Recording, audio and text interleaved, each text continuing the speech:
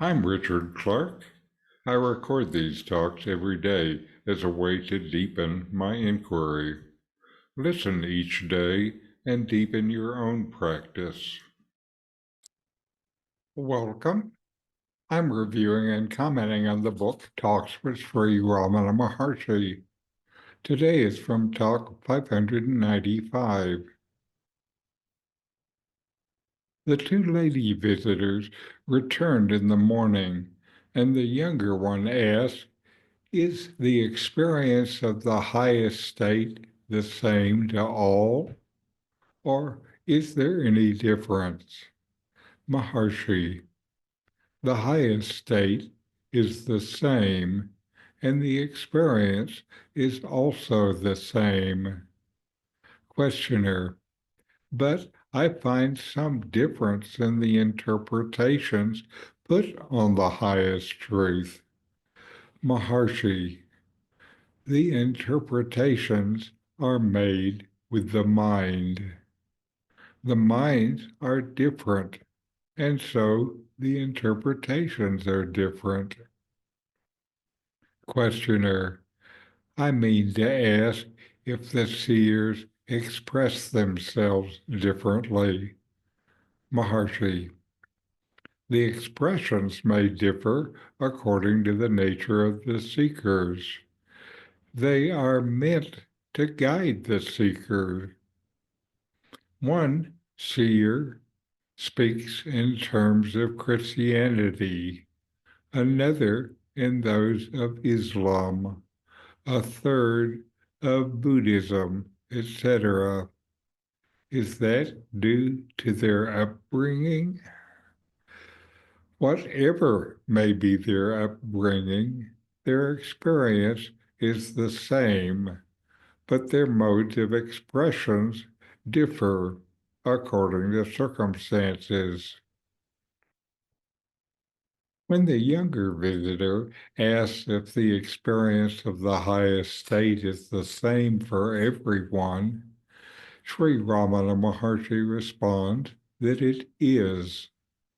The highest state, the realization of the self, transcends individuality, culture, and mind. It is the ultimate reality, unchanging and universal, regardless of who experiences it. This makes it free of differences or variations at its core. The questioner then observes that people seem to interpret this truth differently, which the Maharshi attributes to the mind.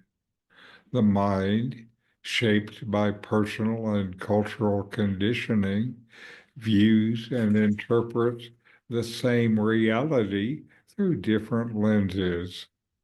These mental constructs, however, are entirely separate from the pure experience of the highest state, which exists beyond the mind. When asked if seers express the highest truth differently, Ramana explains that they do, but this variation serves an important purpose. Seers use language, symbols, and ideas that resonate with the seekers they're addressing. For example, one may speak in terms of Christianity, another in terms of Islam, and another in terms of Buddhism. These differences are not arbitrary or rooted solely in the seeker's upbringing, but are meant to guide seekers in ways that they can understand and relate to.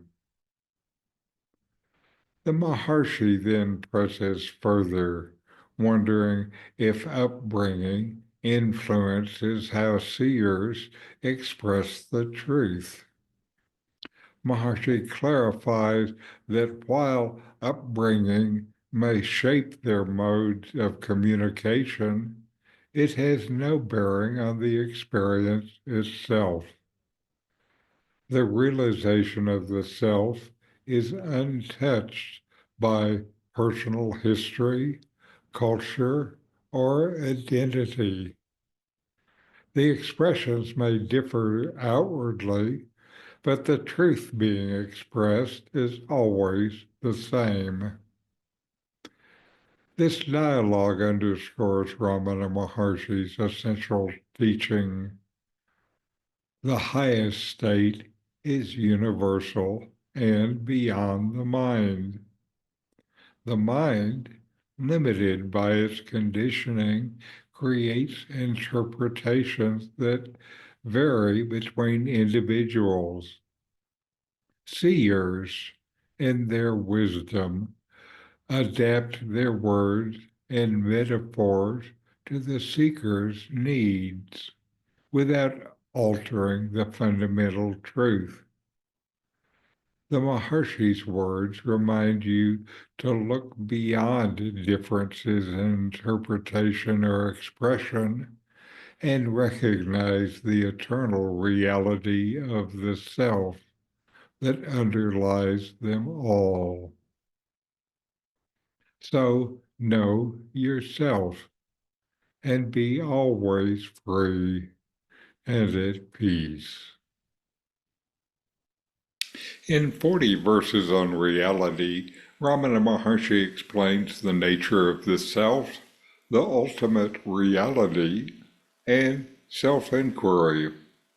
My new book, with my comments and inquiry questions, opens these teachings up and brings them into your practice and experience.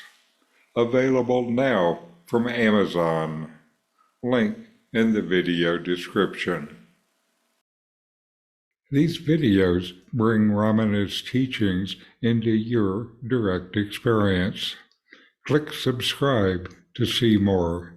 Click thumbs up to like, and send questions and start a dialogue with a comment.